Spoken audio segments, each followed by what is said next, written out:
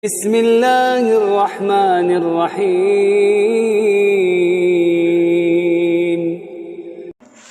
Para jamaah yang dimuliakan Allah Subhanahu wa taala, Allah taala berfirman di dalam surah Hud ayat 118. A'udzu billahi minasyaitonir rajim. Walau syaa rabbuka laja'alan nasa ummatan wahidah wala yazaluna mukhtalifin. Jikalau Rabbmu menghendaki, jikalau Tuhanmu Muhammad menghendaki, tentu Dia menjadikan manusia itu umat yang satu, tetapi mereka senantiasa berselisih pendapat. Para jamaah yang dimuliakan Allah Subhanahu wa taala, berkenaan dengan firman Allah dalam surat Hud ayat 118 ini, Imam Asy-Syatibi rahimahullah, beliau mengatakan Allah mengabarkan kepada umat manusia bahwa mereka akan selalu berselisih selama-lamanya, karena memang mereka itu diciptakan untuk berselisih. Pada ayat selanjutnya itu disebutkan illa man rahima rabbuk, kecuali orang-orang yang dirahmati oleh Allah Subhanahu wa taala, dan memang untuk itulah kalian diciptakan. Manusia ini makan berselisih antara yang mengikuti kebenaran dengan yang mengikuti kebatilan, antara yang beriman dengan yang kafir, begitu ya. Kemudian saya lanjutkan, Imam Asy-Syatibi melanjutkan, mengutip perkataan Imam Anas bin Malik radhiyallahu an, berkata, maksudnya adalah mereka itu diciptakan untuk berbeda. Jadi manusia ini oleh Allah diciptakan untuk berbeda, berselisih, berbeda dan berselisih, sehingga akan ada dua golongan. Golongan manusia penghuni surga dan penghuni neraka. Itu kata Anas bin Malik radhiyallahu an. Kemudian dilanjutkan oleh Imam Asy-Syatibi, perbedaan di sini bukan dalam bentuk fisik, akan tetapi dalam masalah akidah, dalam masalah agama, dan hal-hal yang lainnya yang menjadikan manusia itu bahagia atau sengsara di dunia dan di akhirat.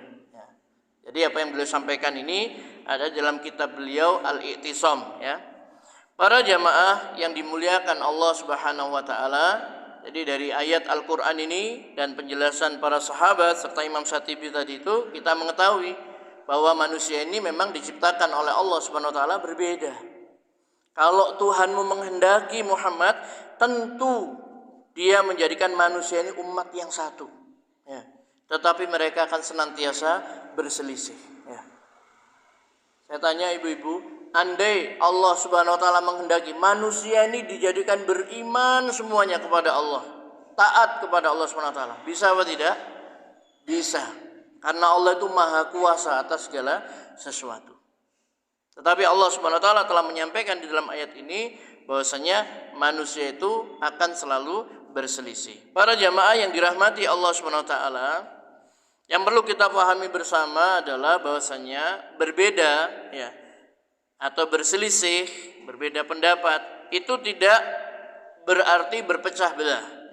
Kalau di dalam ayat ini tadi memang itu kaitannya dengan orang-orang yang beriman dengan orang-orang kafir, sehingga Anas bin Malik mengatakan sehingga manusia itu akan terbelah menjadi dua, yaitu golongan penghuni surga dan penghuni neraka. Tetapi tidak semua perselisihan atau perbedaan itu bisa ditolerir. Kalau perbedaan itu masalah-masalah yang sifatnya ijtihadiyah di antara para ulama, maka kita di situ boleh berbeda pendapat, kita mengambil pendapat yang mana, kemudian kita menghormati, menghargai pendapat yang lainnya. Jadi tidak semua perbedaan itu mesti berakhir dengan perpecahan, permusuhan, kebencian dan lain sebagainya. Ada satu kisah yang menarik, yaitu suatu ketika Khalifah Harun Ar-Rasyid pergi ke Mekah untuk menunaikan ibadah haji. Di sana beliau dibekam. Ketika waktu sholat tiba, beliau meminta fatwa kepada Imam Malik rahimahullah. Imam Malik membolehkan sholat tanpa harus berwudu apabila sebelum berbekam dia sudah berwudu. Lalu khalifah menjadi imam sholat tanpa berwudu lagi. Kalau dulu khalifah itu yang ngimami sholat, ya.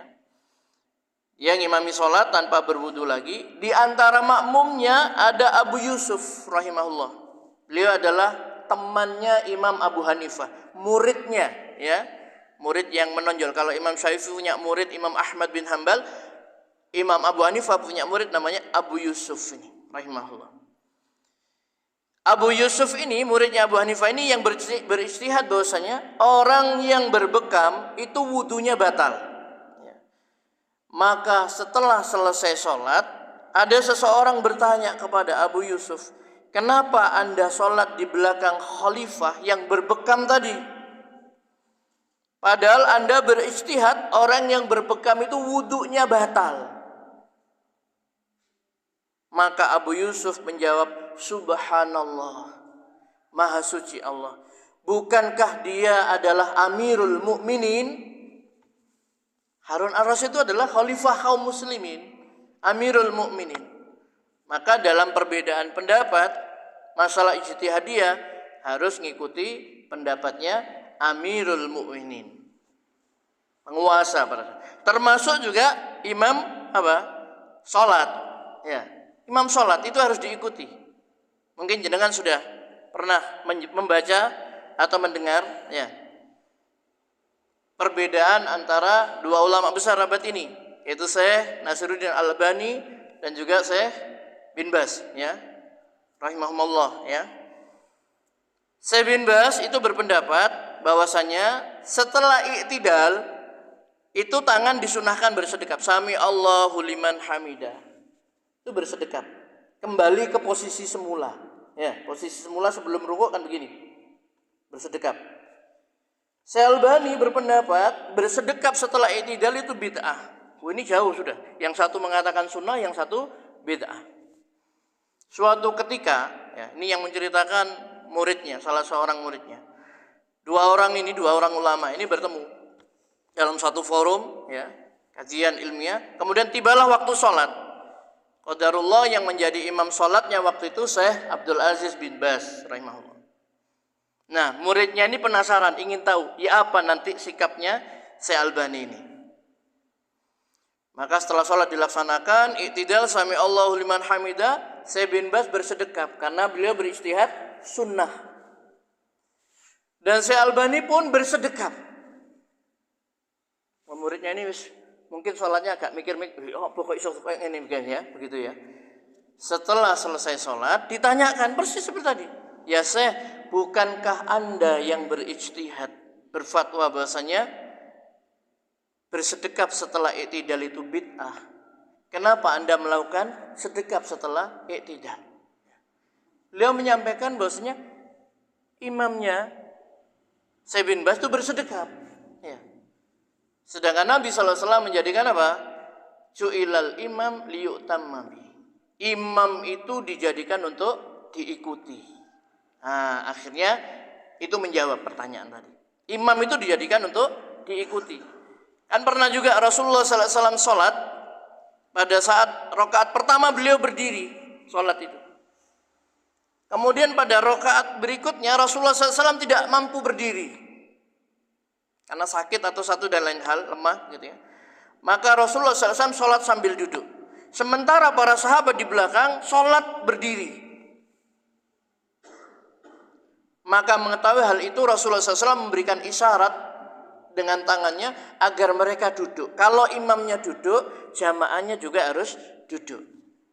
Itulah perbedaan, ya, yang tidak menyebabkan orang saling melukai satu dengan yang lainnya. Ini keras kan itu perselisihannya. Yang satu mengatakan bersedekap itu bid'ah, yang satu mengatakan sunnah. Tapi yang berpendapat bid'ah itu mengikuti tadi itu. Atau yang umum di antara kita ini misalkan sholat subuh ada yang pakai kunut, ada yang tidak pakai kunut. Kalau dulu itu masya Allah, ya, Itu sampai ada, jangan sampai orang misalkan ya dari kaum muslimin tertentu jangan sampai menikah dengan yang misalkan tidak kunut, dan itu sampai segitunya perselisihannya itu. Nah, maka para jamaah yang dimuliakan Allah Subhanahu wa taala, apa yang dialami oleh Imam Malik dan juga Abu Yusuf, dua ulama salaf tadi, dua-duanya adalah tabi'ut tabi'in ya. Dan itu menimpa ya mereka berdua perselisihan itu, tetapi mereka saling menghargai dan menghormati. Jadi itu sekilas ya sikap para ulama ya. Ulama kita ya, ulama Ahlussunnah wal Jamaah itu di dalam masalah permasalahan yang diperdebatkan ya. Jadi tidak ada perpecahan ya. Justru sikap yang santun di antara mereka itu, bijak di antara mereka itu ya. Mereka menampakkan saling menghormati, saling menghargai. Para jamaah yang dimuliakan Allah Subhanahu wa taala ya, maka perlu bagi kita ya, karena ini akan selalu ada, manusia itu akan selalu berselisih pendapat. Tapi tidak setiap perbedaan pendapat ya. Jadi kalau misalkan itu permasalahan akidah ya kita tidak bisa toleran ya. Misalkan ada agama tertentu yang meyakini Tuhan itu 3 misalkan. Oh itu kan beda pendapat. Tidak bisa, bukan itu masalahnya ya. Bukan itu ya. Kemudian misalkan ijma ulama, Al-Qur'an, Sunnah, ijma sudah menyatakan ya bahwasanya pernikahan sesama jenis itu haram hukumnya. Kemudian ada yang berpendapat ini kan hak asasi manusia, ini kan perbedaan pendapat. Tidak bisa seperti itu, enggak ya. Tapi ini adalah permasalahan-permasalahan ya yang sifatnya itu adalah ijtihadiyah. Seperti tadi, berbekam itu membatalkan wudu apa tidak? Sebagian mengatakan batal wudunya, yang lain mengatakan tidak. Nanti banyak itu. Kalau jenengan tidur ya, tertidur itu membatalkan wudu apa enggak? Ada yang mengatakan enggak batal. Karena Rasulullah SAW itu pernah sholat isya malam, agak malam, sahabat itu sudah menunggu lama sampai tertidur pula. Kemudian langsung sholat dan seterusnya. Nah, Bapak Ibu yang dirahmati Allah Subhanahu Wa Taala, perlu saya sampaikan di sini beberapa hal ya, adab ya, etika ketika kita itu menghadapi perbedaan pendapat. Yang jelas kita harus mengikuti pendapat sahabat, tabiin, tabiut tabiin. Ya, jadi mereka ini yang disebut generasi salaf. Kalau 3 generasi ini memang dijamin oleh Rasulullah SAW. Jadi jangan sampai kita menyimpang dari pemahaman mereka dalam masalah agama, dalam masalah kitab, Al-Quran, As-Sunnah. Kita harus merujuk kepada mereka. Artinya kalau ada perbedaan pendapat di antara ulama terdahulu, ulama salaf, yaitu generasi sahabat tabiin, tabiin dengan ulama berikutnya, maka kita mendahulukan pendapat ulama yang dahulu tadi itu. Karena mereka lebih memahami agama, memahami nas, kitab dan sunnah dan sebagainya. Kemudian kalau ada perbedaan pendapat di antara mereka, 2 atau 3 perbedaan pendapat, ya kita tinggal milih salah satu saja dari pendapat mereka itu. Mau mazhab Syafi'i atau Hanafi atau Hambali. Jangan membuat yang lainnya. Kemudian terhadap perbedaan tadi itu kita harus saling menghormati.